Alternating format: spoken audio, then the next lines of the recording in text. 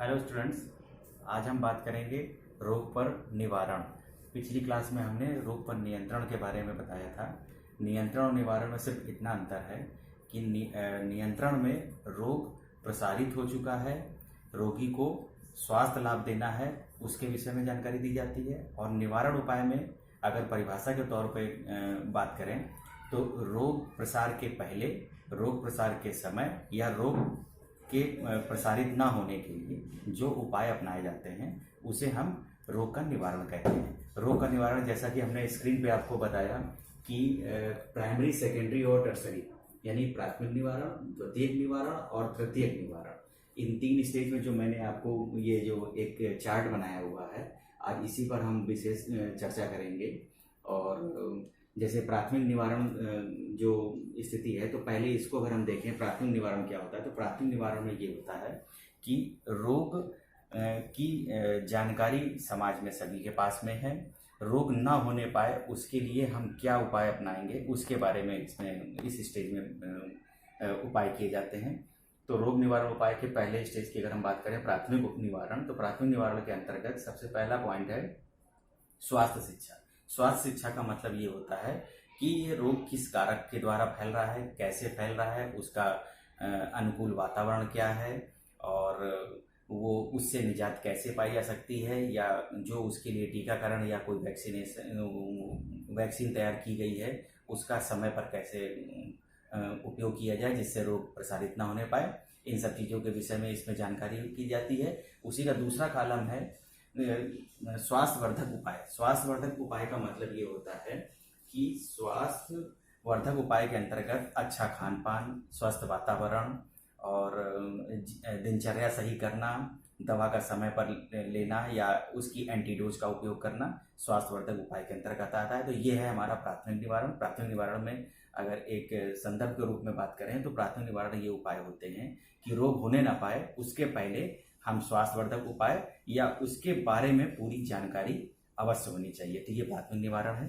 अब अगर हम बात करें द्वितीयक निवारण की, द्वितीयक निवारण का मतलब सिर्फ इतना होता है कि पहले रोग के सामान्य लक्षण। इस द्वितीयक निवारण की स्थिति ये होती है कि रोग प्रसारित है और इससे हम प्राइमरी स्टेज से रोग बढ़ करके सेकेंडरी स्टेज में आ चुका है। सेकेंडरी स्टेज का मतलब इससे इतना होता है कि रोग फैल रहा है या आगे फैलने की संभावना है, तो पूर्ण रूप से ये रोग अभी समाज में फैल नहीं पाया है और उसके लिए हम जो उपाय अपनाएंगे उसे हम सेकेंडरी के अंतर्गत रखते हैं।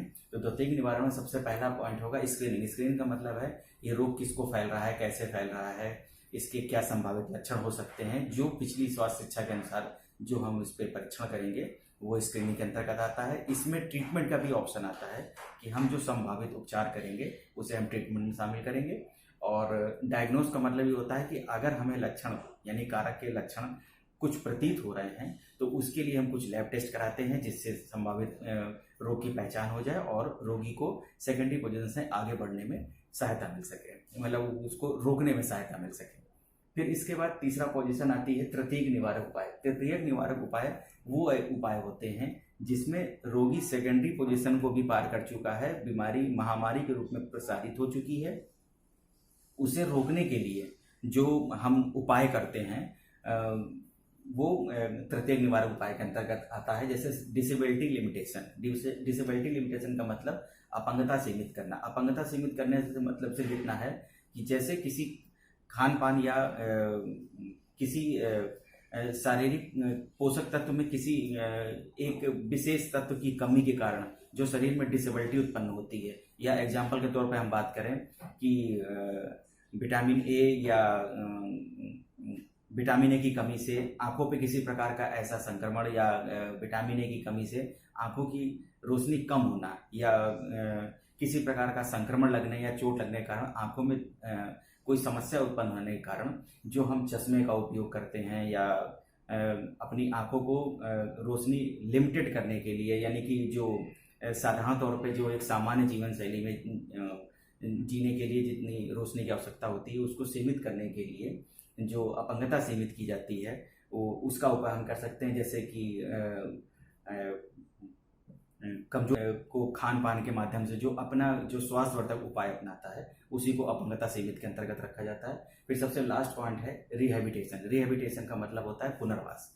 पुनर्वास का मतलब ये होता है कि किसी कारणवश जो व्यक्ति, जैसे कि अगर हम एग्जाम्पल तौर पर बात करें, कोई ऐसा स्वस्थ व्यक्ति जिसका किसी रोग के कारण या दुर्घटना के कारण उसके पैर में किसी प्रकार की ऐसी चोट आ जाए या अंग भंग हो सकता है जिसके कारण वो एक सामान्य जीवन शैली नहीं जी सकता है अपनी, तो उसको सामान्य जीवन जीने के लिए जो हम ट्राईसाइकिल या आर्टिफिशियल या कृत्रिम पैर लगाते हैं उसे हम पुनर्वास के अंतर्गत रख सकते हैं। इसको परिभाषा के तौर पे अगर हम बात करें, और ये जो रिहैबिलिटेशन का पॉइंट है ये 5 नंबर के शॉर्ट नोट में अलग से अतिरिक्त रूप से ये पूछा जाता है, तो इस पर विशेष ध्यान देने की जरूरत है। रिहैबिलिटेशन का सिर्फ मतलब इतना होता है कि पुनर्वास के अंतर्गत, पुनर्वास का मतलब सिर्फ इतना होता है कि प्रत्येक उपायों में पुनर्वास एक अपना विशेष स्थान रखता है, या रोग प्रसार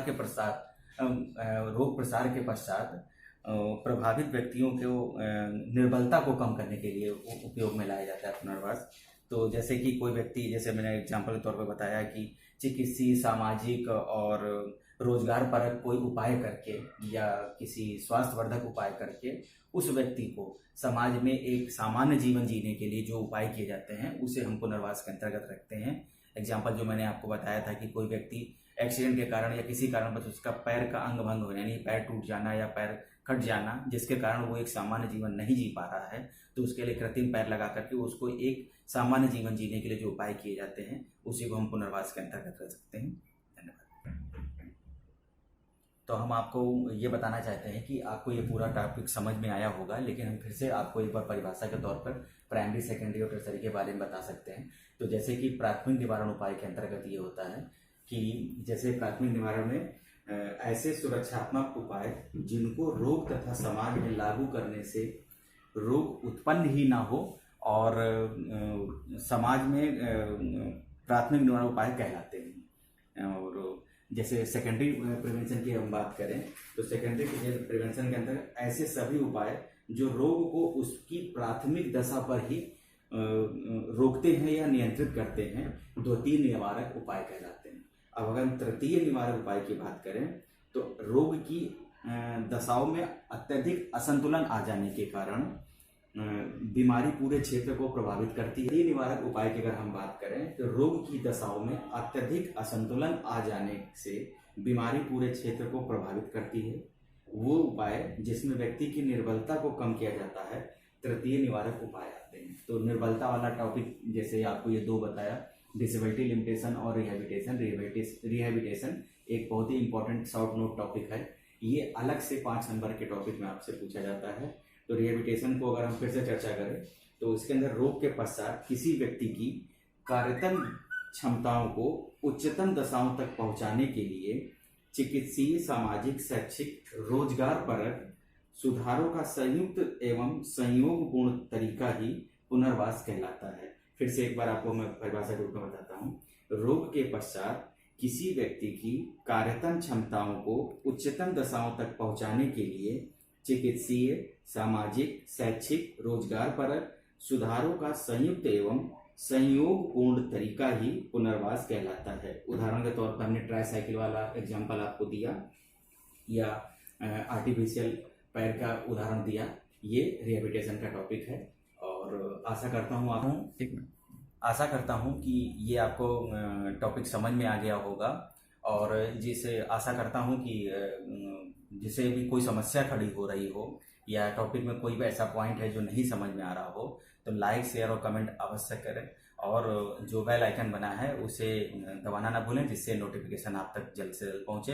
और मैं एक बार फिर से आपसे कहूँगा कि जो मैंने पिछले टॉपिक में भी आपसे बोला था कि सभी लोग सिर्फ वीडियो को देख रहे हैं, कोई कमेंट नहीं कर रहा है और ना ही किसी प्रकार का कोई मतलब संपर्क है किसी का कि किसी कोई समस्या है। सिर्फ वीडियो को देख रहे हैं और देखने के बाद में नोट कर रहे हैं या नहीं कर रहे हैं ये तो नहीं जानकारी हो रही है। लेकिन आप सबसे एक बार फिर से कह रहा हूँ, लाइक, शेयर, कमेंट और सब्सक्राइब अवश्य करें और कमेंट बहुत ज़रूरी है, जिससे ये जानकारी हो सके कि जो वीडियो आपके इस ऑनलाइन के माध्यम से आप तक पहुंच रहा है वो सही समय पर सही जगह पर पहुंच सके और सभी लोग इससे